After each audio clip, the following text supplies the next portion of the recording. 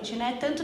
Tanto com relação a evoluções que a gente pode ter, progressos, né? Quanto também muitos retrocessos, né? Então a gente precisa, né, de pessoas como vocês para poder nos ajudar a fortalecer e trazer do ponto de vista, principalmente de vocês que estão ali no cotidiano dos serviços, no dia a dia, né, as demandas, as necessidades que a gente precisa trazer enquanto discussão de política pública. Então, a nossa ideia aqui, como toda conferência, né, é trazer propostas para que a gente possa, na conferência municipal, poder votar e lutar por essas políticas públicas, para as propostas que virem políticas públicas. A gente está aqui, né? Hoje fizemos aí um evento muito interessante, a pré-conferência da região oeste de São Paulo, da cidade de São Paulo, que é a pré-conferência para a gente poder tirar, né? Enfim, conversar mais de perto, né, com os territórios, para que a gente consiga entender as demandas, as necessidades, para que a gente estabeleça novas políticas públicas no tema de álcool e drogas, né? Que é onde nós aqui, enquanto Compad, enquanto Comuda, nos apropriamos. Quando eu vejo escrito que nós precisamos tomar conhecimento da verdadeira situação que vive o usuário dos serviços, vemos aí a possibilidade de mudanças vindo através da fala dos agentes, né, internos desta mesma população que tem propriedade para reivindicar, né?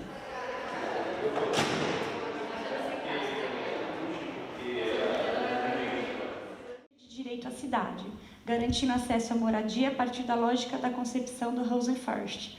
Casa primeiro, que tem como princípio a busca por autonomia sustentada pela lógica da redução de danos, bem como a garantia de circulação à cidade por meio de transporte gratuito, com revisão de critérios para a concessão de gratuidade nos âmbitos municipal e estadual.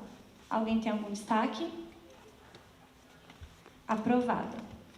Construção de uma revisão radical da política de acolhimento da população em situação de rua, que tenha como trabalhador da saúde, e a importância para mim desses espaços, em especial as conferências, é que a gente possa constituir políticas públicas de fato e que ressoem verdadeiramente na vida das pessoas. É que a gente possa estar mais próximo e pensar o que ressoa no meu corpo, o que ressoa no corpo de outra pessoa, e a gente, nessas discussões, consiga implementar políticas mais eficazes e mais eficientes.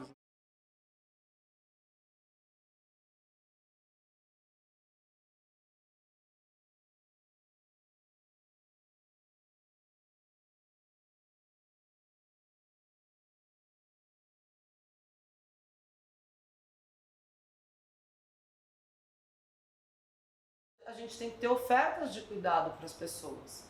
E aí a gente vai vendo que a oposição entre uma oferta e outra de cuidado, ela vai sendo muito prejudicial e vai tornando o ambiente propício para que se olhe menos para a condição que essas pessoas estão, né, como um conjunto, e muito mais por uma narrativa. E isso muitas vezes vai justificar o que vem se chamando, né?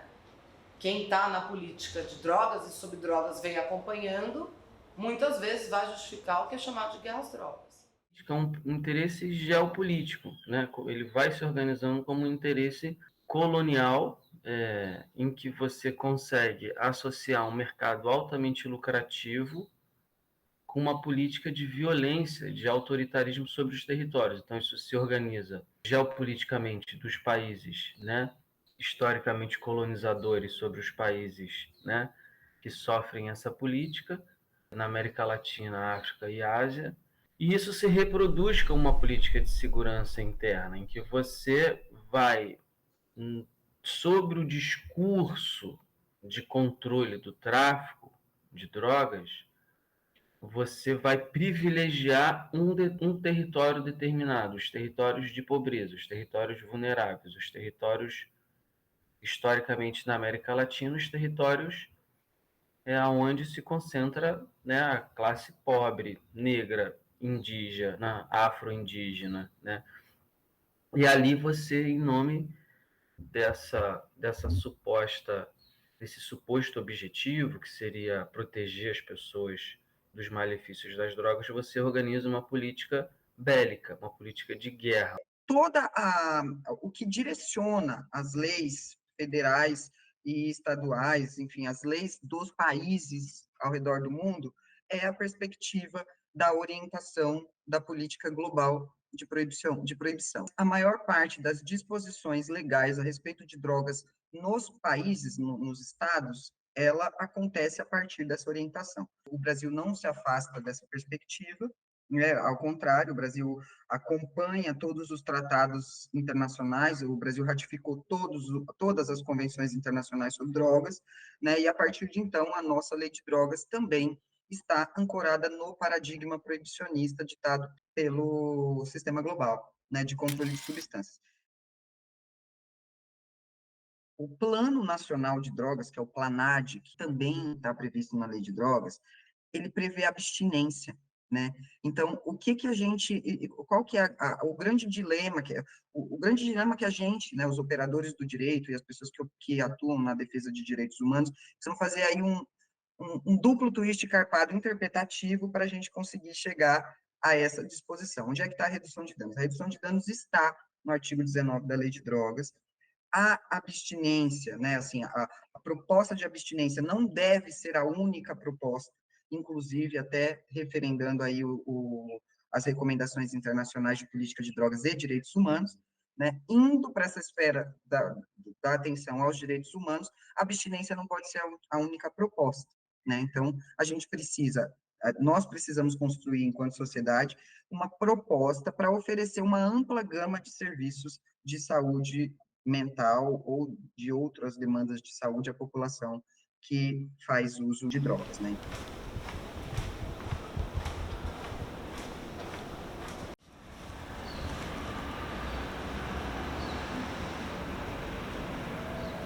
Acho que a redução de danos às vezes é tipo, sei lá, o feminismo, que às vezes só tem um nome difícil, mas a gente já faz, a gente já pratica e às vezes nem se toca. E eu conheci a redução de danos nesse sentido, assim, eu fazia ações com o coletivo que eu tinha lá em Goianazes. E aí a gente fazia um sarau dentro de uma biblioteca e chamava as pessoas que estavam em situação de rua para estar dentro da biblioteca, para ocupar esse espaço público com sarau, com a cultura. E conversando com um amigo que é redutor de danos, ele foi falando no trampo dele e eu falei, mano, eu faço esse negócio aí, viu? Eu faço, eu não sabia que tinha esse nome, assim. Eu costumo dizer que eu prego a palavra da redução de danos, porque eu acho que a redução de danos ela é uma escolha de como você vê a vida, de como você enxerga o mundo, assim. Então a gente faz redução de danos com a cultura, a gente faz redução de danos com a saúde, com a assistência social, né, com políticas públicas. Então tudo isso engloba, né? Redução de danos não é só uma coisa de saúde. E aí acho que o ponto principal, a redução de danos não é sobre drogas, é sobre as pessoas, né? E aí as pessoas que fazem o uso de substâncias, né?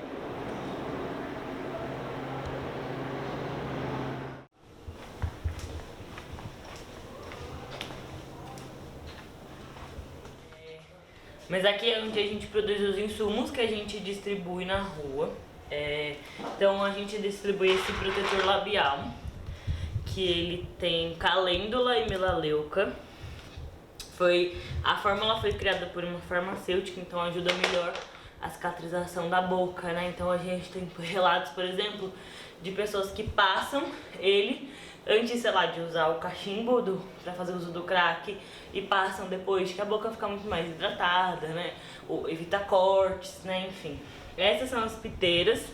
Essas piteiras a gente compra grandes, são piteiras de silicone cirúrgico. Então a gente corta elas e depois esteriliza na panela de pressão com água fervendo. E aí a gente bota nesse saco de linearização que fica assim. Aí a gente tem sedas, a gente foi entendendo, né, na pandemia e tudo mais, de que as sedas são bastante usadas, não só para o uso da maconha, mas do tabaco, do cumbaiá, de outras coisas, da população também que está em situação de rua. A gente também distribui absorventes Porque a gente recebeu uma demanda, a gente distribui, esses aqui são protetores diários, mas a gente distribui também os absorventes maiores, porque a gente recebeu demandas das pessoas que menstruam na rua dizendo, olha, não tenho absorvente, fico menstruando na roupa e jogando a roupa fora, muitas vezes eu não tenho nem calcinha. Então aí de relatos de colocar estofado do colchão que acha na rua.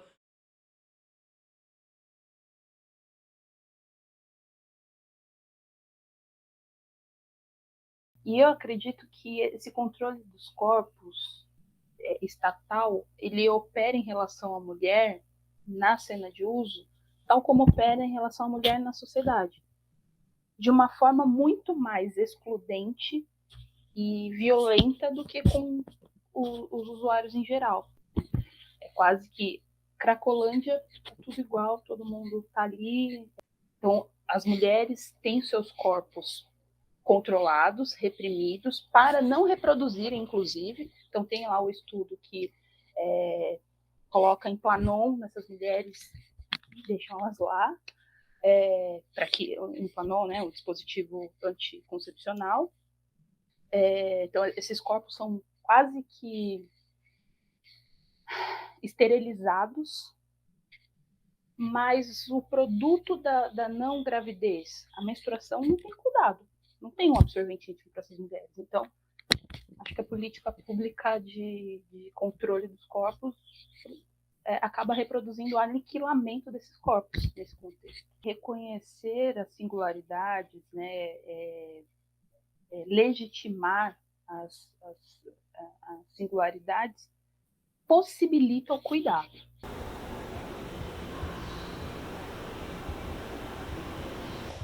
Esses são alguns dos informativos que a Edley produziu ao longo dos anos da sua existência.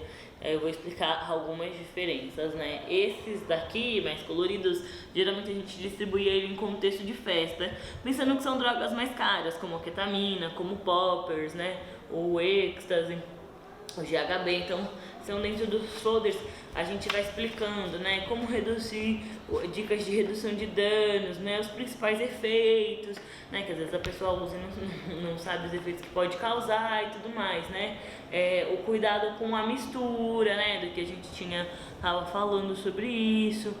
E aí, para ilustrar, ó, tem esse da maconha, que esse é em contexto de festa, né, que é diferente, por exemplo, desse que é no contexto de rua, né?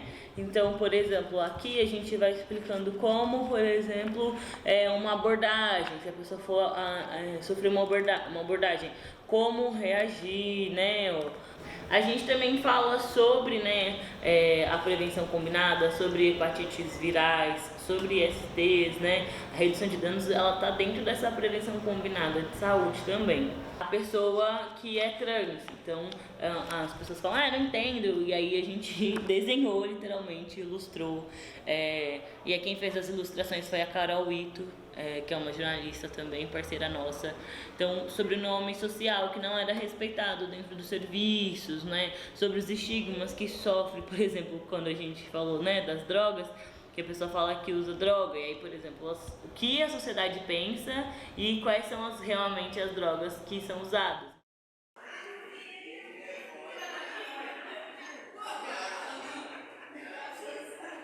Para a gente é um evento, né, um projeto, uma ação de extrema importância para que a gente, enquanto controle social, a gente possa também ser a voz da população, inclusive de vocês. A gente hoje aqui conseguiu tirar boas propostas, inclusive, né, reforçando a importância da participação social, que é através da participação social, do controle social, que a gente tem condições de fazer ações como essa, dessas discussões, como as pré-conferências, essa entrada, né, dentro dos territórios, aproximação com os trabalhadores e usuários.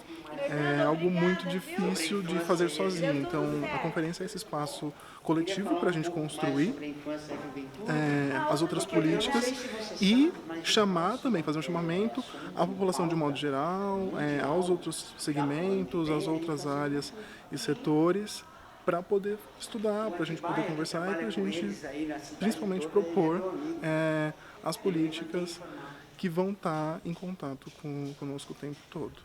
A gente sabe que é uma população, enquanto trabalhador, falo desse lugar, uma população que sofre muito preconceito, tem forte estigma, é o tempo todo violentada de uma forma explícita e muito difícil, e também de uma forma velada e mais sutil, mais silenciosa. A gente tem um uso, o nosso grande problema, né, é o álcool. Se a gente for pensar em termos de danos, é o álcool. E aí a gente teria aí inúmeros exemplos.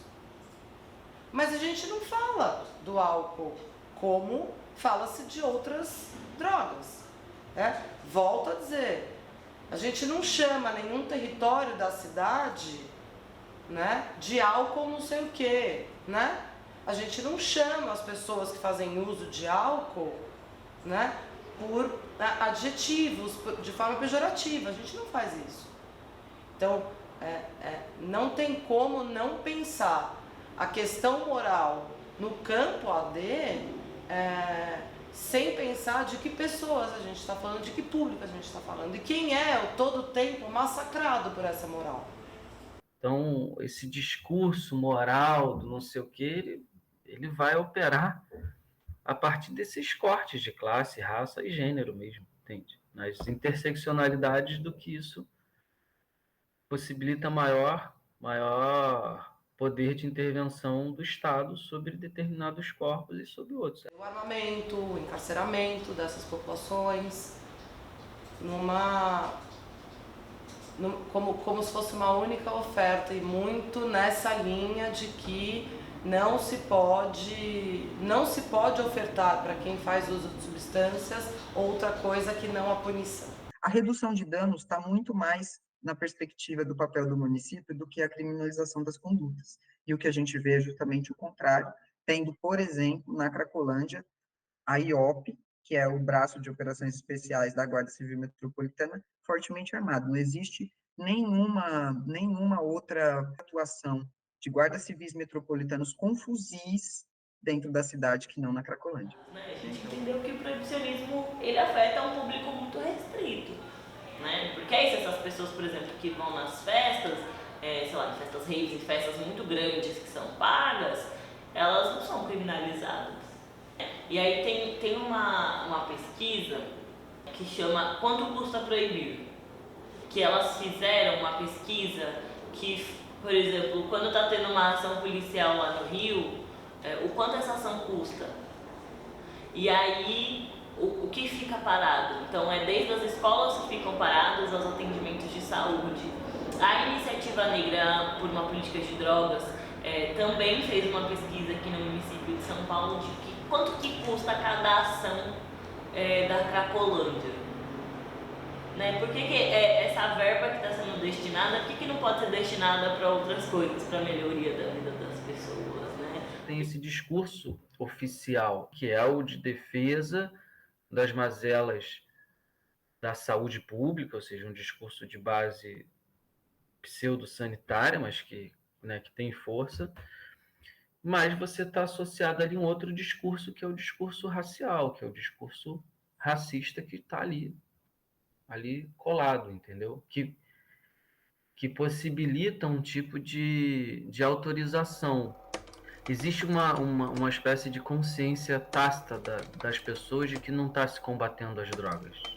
Existe um pacto implícito da sociedade de que as pessoas sabem que não está se combatendo as drogas, mas que é para matar preto.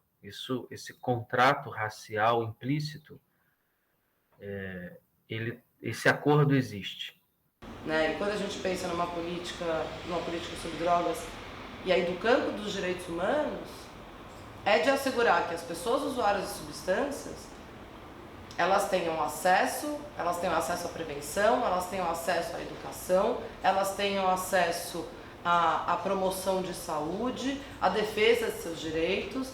Né? Quer dizer, a pessoa que faz uso de substâncias, ela não é menos pessoa porque ela faz uso de substâncias.